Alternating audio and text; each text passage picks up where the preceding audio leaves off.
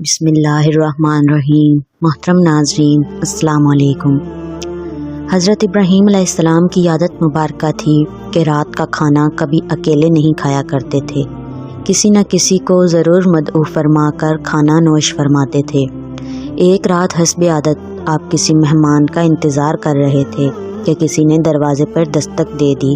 آپ نے دروازہ کھولا تو دیکھا وہاں ایک 80 سال کا بوڑھا شخص تھا۔ اس نے کہا کہ مجھے کچھ کھانے کو دے دو، مجھے بے حد بھوک لگی ہے۔ حضرت ابراہیم علیہ السلام نے خوش ہو کر فرمایا، مرحبا مرحبا۔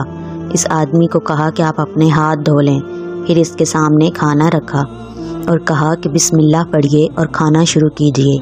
تو بوڑھا شخص بولا، میں بسم اللہ نہیں پڑھوں گا کیونکہ میں مجوسی ہوں۔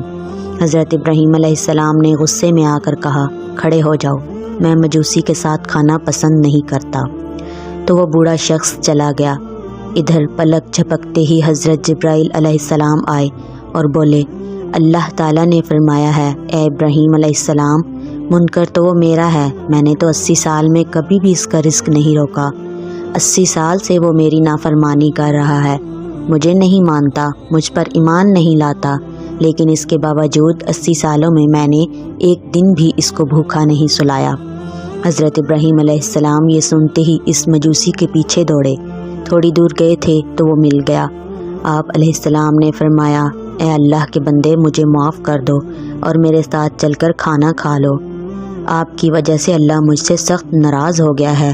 مجوسی بولا کہ کون اللہ؟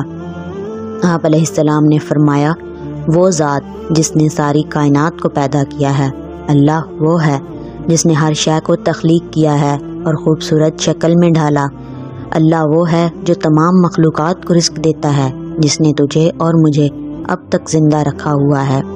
مجوسی حضرت ابراہیم علیہ السلام کی یہ بات سن کر رونے لگا اور بولا، کیا کہنے تیرے رب کے، اے اللہ کے بندے، تیرے رب کا تو اخلاق بہت اعلیٰ اور عظیم ہے، میں اتنے پیار کرنے والے عظیم رب پر ایمان لاتا ہوں۔ چنانچہ اس مجوسی بوڑھے نے کلمہ پڑھا اور اللہ پر ایمان لے آیا۔ عزیز دوستو، ہمیں نفرت گنہگار سے نہیں بلکہ اس کے گناہ سے کرنی چاہیے۔